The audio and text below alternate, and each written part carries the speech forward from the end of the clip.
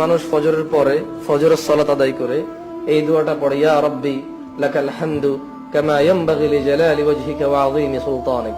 শুধু খালি যদি একটু পড়ে, আল্লাহ নবী সাল্লাল্লাহু আলাইহি ওয়াসাল্লাম বলেছে যে দুইজন ফেরেশতা, মানে ফেরেশতাদের উপর এটা হেভি হয়ে যায়, এটা অনেক ওয়েটি হয়ে যায়, অনেক ভারী হয়ে যায়। ফেরেশতারা বুঝে ওঠে না যে কি নেকি লিখবে এই দোয়ার। একজন গিয়ে আল্লাহর কাছে বলে, ইয়া আল্লাহ, আপনার অমুক বান্দা এই দোয়া পড়েছে, কি নেকি লিখবো বুঝতেছি না।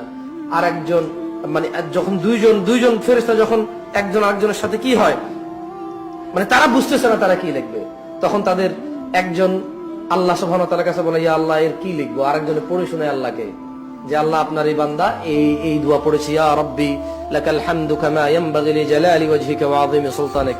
আল্লাহ তাআলা তখন বলে যে তোমরা এটা নেকি লেখার দরকার নাই, তোমরা ও যা বলেছে শুধু তাই লিখে রাখো, এর নেকি আমি নিজেই দিব। কোথায় কল্যাণ খোঁজে মানুষ, কোথায় কল্যাণ খোঁজে।